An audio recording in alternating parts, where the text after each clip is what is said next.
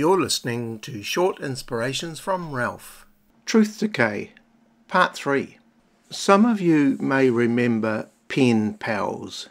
They were people usually across the other side of the world who you have never met and probably not likely to meet, but you kept up a relationship with them through letters.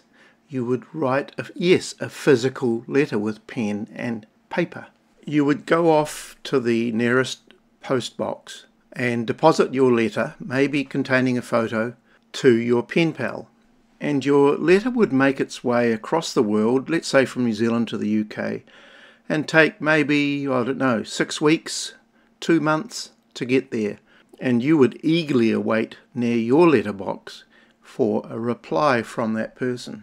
All that to say that we live in a vastly different world today than we did many decades ago, particularly in the area of communication and awareness of what other people are doing and what their lives are like. You can send an email to someone and it would travel at the speed of 300 million meters a second to get there, which is about half a second to the UK. But communication is greatly enhanced by other forms of media.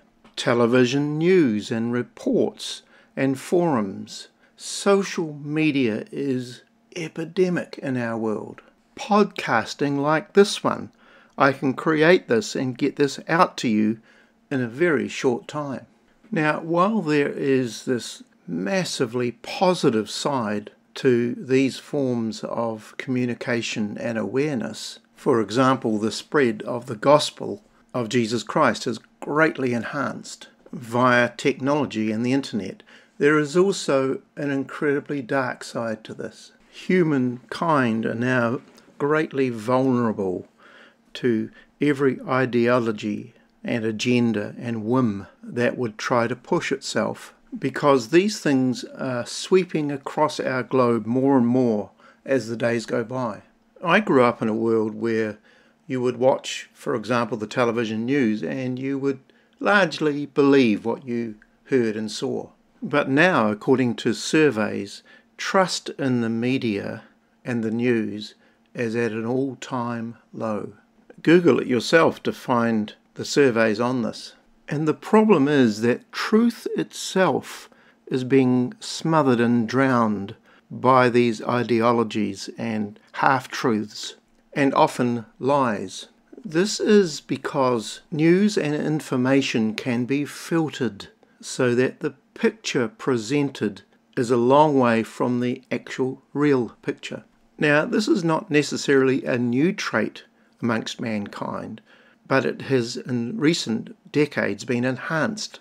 G.K. Chesterton said this: "We shall soon be in a world in which a man may be held down for saying that 2 and 2 make 4, in which people will persecute the heresy of calling a triangle a 3-sided figure, and hang a man for maddening a mob with the news that grass is green."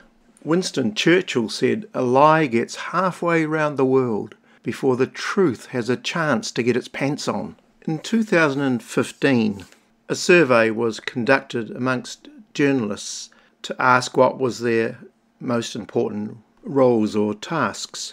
They conducted the very same survey just recently in our country, and 2 things appeared in the recent survey that weren't there in 2015. Firstly, journalists believed that their role was to educate people. Secondly, they believed that their role was to correct disinformation. My question is, who decides what is disinformation or wrong thinking? Now, my intention in this podcast is not to attack journalists, because there are many good ones out there, but what I am saying is there's been a shift globally from just reporting the news, the facts, the truth, and genuine inquiry to opinions that can be driven by background ideologies. Thank goodness for this thing called fact-checking. So when we return to this question over the last few episodes of what is truth, This small quote from Jonathan Edwards is helpful. Truth is the agreement of our ideas with the ideas of God. And as we said, people can run from the truth or deny it or even suppress it, as Scripture says, because it means they may have to change. And in Romans chapter 1 verse 25, we'll finish with this verse. It says, they exchanged the truth about God for a lie, and worshipped and served created things rather than the Creator, who is forever praised. God bless you today.